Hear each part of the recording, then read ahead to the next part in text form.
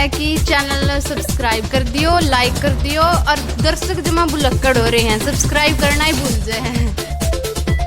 तो आज 10+2 सिलेबस की इंग्लिश की आपकी फर्स्ट वीडियो लेकर आए हैं और इस वीडियो के अंदर हम अपना सिलेबस स्टार्ट करने जा रहे हैं और इसमें फर्स्ट पोइम है माय मदर एट 66। यानी हमारे सिलेबस की जो फर्स्ट पोइम है वो my mother at 66 written by Kamala Das. Kamala Das है जो एक पोइटेस है, a famous poetess of India. ये जो पोइम है, टोटल पोइम्स हमारी कल की वीडियो में भी हमने आपको बताई थी कि 11 मार्क्स की आती है। तो इसमें 11 नंबर के अंदर जो चीजें आती हैं, दो स्टैंजे आते हैं, 2 स्टैंजों में से कोई एक स्टैंजा करना है और वो 5 नंबर का आपका आएगा। तो उसीलिए जो सबसे पहले हमारा फर्स्ट पार्ट है इसका माय मदर एट 66 का, वो हम कर रहे हैं। अब इसके बुक्स के अंदर आपको 2 चीजें लिखी हुई मिलती हैं, या तो एक्सट्रैक्ट लिखा हुआ मिलता है या फिर आपको स्टैंजा लिखा हुआ मिलता है। स्टैंजा या एक्सट्रैक्ट, दोनों का मीनिंग भी आपको पता होना चाहिए कि स्टैंजा क्या होता है और एक्सट्रैक्ट क्या होता है। एक्सट्रैक्ट है जो उसको हम हिंदी में बोलते हैं भाग, हिस्सा। किसी भी बड़ी चीज का जो कोई छोटा सा पार्ट होता है, हिस्सा होता है, उसको बोला जाता है एक्सट्रैक्ट। दूसरी जो चीज है स्टैंजा। स्टैंजा है जो, ये 2 चीजें होती हैं, एक स्टैंजा होता है और एक पैसेज होता है। जो स्टैंजा है वो पोइम से रिलेटेड होता है और जो पैसेज है वो हमारा चैप्टर से रिलेटेड होता है। बहुत सारे जो टीचर्स हैं या स्टूडेंट्स हैं वो बोलते हैं कि भाई चलो हम पोइम को रीड करते हैं, लेकिन पोइम को रीड नहीं किया जाता, पोइम को रिसाइट किया जाता है। क्या किया जाता है? रिसाइट। रिसाइट का मतलब भी पढ़ना है और रीड का मतलब भी पढ़ना है। दोनों चीजों का मतलब पढ़ना है, लेकिन यूज अलग अलग किए जाते हैं। क्यों किए जाते हैं उसके पीछे भी एक रीजन है, और वो रीजन क्या है कि भाई जिस भी चीज के अंदर राइम पैदा होता है, राइम मीन्स लय, जिसमें लय पैदा होगी उसको हम बोलते हैं रिसाइट, और बाकी जो नॉर्मली चीज पढ़ी जाती हैं उनको बोला जाता है रीड। अगर आगे से कभी भी आप किसी भी अपने छोटे बहन भाई को बोलते हो या कोई भी टीचर जो बोलता है तो वो आपसे क्या कहेगा? Recite the point, not A read the point. तो अब हम स्टार्ट कर रहे हैं अपना फर्स्ट स्टैंजा। इसके अंदर जो मीनिंग है वो उनको ध्यान से आप देखते रहिए, क्योंकि जो भी क्वेश्चन हमारे पुट होंगे वो इस स्टैंजे पर बेस्ड ही होंगे। ठीक है, तो फर्स्ट लाइन है हमारी, driving from my parents home to Cochin last Friday morning. यहाँ पे जो कमला दास है वो अपने बारे में बता रही है कि वो अपने माता पिता के घर से कोचिन हवाई अड्डे की तरफ जा रही थी। ड्राइविंग का मतलब यहाँ पे क्या है? गाड़ी में। कि वे जो कमला दास है वो अपने माता पिता के घर से कोचिन हवाई अड्डे की तरफ गई लास्ट फ्राइडे मॉर्निंग, पिछले शुक्रवार की सुबह को। आई सा माई मदर, कवित्री कहती है कि मैंने अपनी माँ को देखा, बिसाइड मी, जो मेरे बिल्कुल समीप बैठी हुई थी, पास बैठी हुई थी। बिसाइड जो वर्ड है ये प्रीपोजिशन के अंदर आता है, बी साइड, और एक होता है बी साइड्स। सिर्फ एस का डिफरेंस है, बिसाइड का मतलब होता है समीप और बिसाइड्स का मतलब होता है के अतिरिक्त या के अलावा। तो बिसाइड मी, जो मेरे बिल्कुल पास बैठी हुई थी। डोज का मतलब क्या है? ऊंघना। स्लाइटली स्लीप या ड्राउज। क्यों मीनिंग में बता रहा हूं आपको साथ साथ? क्योंकि 1 नंबर का क्वेश्चन आपका कंफर्म आएगा जिसके अंदर सिमिलर वर्ड पूछे जाते हैं, जिसको हम सिनोनियम भी कह सकते हैं या सिमिलर मीनिंग भी कह सकते हैं या सेम मीनिंग भी कह सकते हैं। तो एक क्वेश्चन आपसे पूछेंगे, जैसे इसमें 4th क्वेश्चन दिया हुआ है, find from the stanza words that mean, इस सब पैरे में से या स्टेंजे के अंदर से आपको वो चीज चुननी है जिसका अर्थ यही होता है। तो इस प्रकार के जो मीनिंग है वो आपसे पूछे जाएंगे। तो डोज का मतलब क्या होता है? ऊँघना। ओपन माउथ, उसका मुंह खुला था। हर फेस एसन लाइक दैट, एसन, एसन का सही मीनिंग होता है राख। यहां पे क्या है? पीला पड़ा हुआ है। Like that of A corps, ये क्रॉप नहीं है। क्रॉप का मतलब होता है फसल, और कॉर्प्स का मतलब क्या है? डेड बॉडी, मृत शरीर। तो हर फेस ऐसा like that of A corps, उसकी मां का चेहरा इस प्रकार से कमजोर और पीला पड़ा हुआ था जिस प्रकार से एक मृत व्यक्ति का चेहरा कमजोर और पीला पड़ा हुआ होता है। And realized with pain, realized होता है महसूस करना, और वो दर्द के साथ महसूस करती है कि that she was as old as she looked, कि वे वो इतनी ही बूढ़ी दिखाई दे रही है जितनी वो बूढ़ी है। लेकिन कुछ बुक्स के अंदर यहाँ पे लाइन चेंज की हुई है, वो क्या कहती है? And realized with pain that her mother not live long, कि उसकी मां है जो अधिक लंबे समय तक जीवित नहीं रहेगी। But soon that thought away, परंतु जल्दी ही वो अपने विचारों को एक तरफ छोड़ देती है, यानी उसके मन में जो विचार चल रहे थे उनको उसने एक तरफ कर दिया। अब एक बार इसको दोबारा से फिर रिवाइज कर लीजिए, आपको साथ साथ ही पोइम याद होती चलेगी। आपको बुक्स उठाने की जरूरत नहीं है, कोई भी चीज आपको करने की जरूरत नहीं है। पोइम की जो स्टैंजा है उसका स्क्रीनशॉट आप साथ साथ ले सकते हैं, और अपना जो चैनल है उसको सब्सक्राइब कीजिए और ज्यादा से ज्यादा शेयर कीजिए। Driving from my parents home to Cochin last Friday morning, पिछले शुक्रवार की सुबह को मैं अपने माता पिता के घर से कोचिन हवाई अड्डे की तरफ जा रही थी। आई सॉ माई मदर, मैंने अपनी माँ को देखा। बिसाइड मी, जो मेरे पास बैठी हुई थी। डोज, ऊँघ रही थी। ओपन माउथ, उसका मुंह है जो वो खुला था।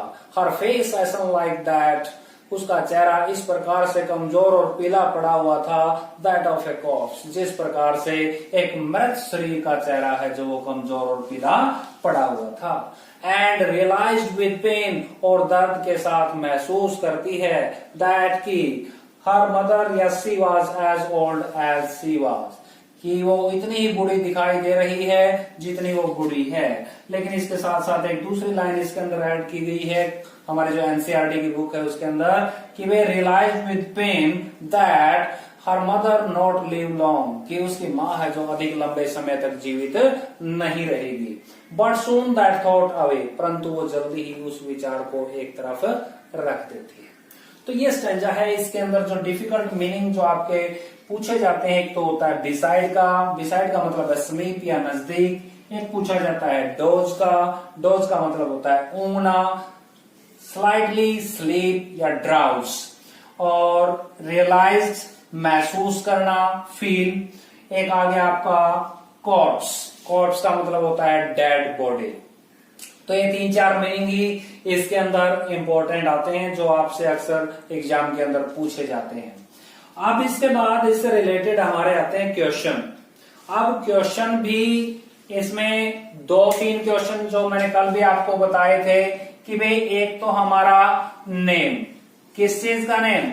Name of the poet and name of the poem. एक क्वेश्चन कंफर्म है जो आपसे पूछा जाता है। दूसरी चीज इसके अंदर पूछते हैं राइम, राइम स्कीम और राइम पेयर। ये भी मोस्ट इंपोर्टेंट है और 10th में भी तो बहुत बार क्वेश्चन पूछा जाता है। तो 2 क्वेश्चन ये हैं। तीसरा क्वेश्चन पूछा जाता है वो होता है मीनिंग, वर्ड से रिलेटेड मीनिंग का। अब जैसे फर्स्ट क्वेश्चन इसके अंदर दिया हुआ है, name the poem and the poet. बच्चे क्या करते हैं, सीधा लिख देते हैं my mother at 66 by Kamala Das, but it is not exact way to write their answer.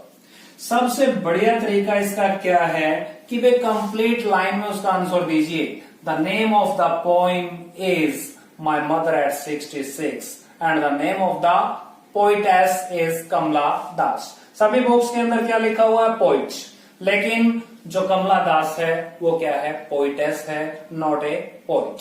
तो एग्जामिनर पोइट लिख सकता है क्यों? ताकि बच्चों को पता ना चले कि भाई ये पोइट है या पोइटेस है, लेकिन हमें कंफर्म है ये चीज कि भाई इस पोइम के जो हमारे हैं वो कौन है? कमला दास है, जो एक पोइटेस। इसके अलावा जो आगे आपके हर एक पोइम में आपको काम आने वाली चीज है वो क्या है?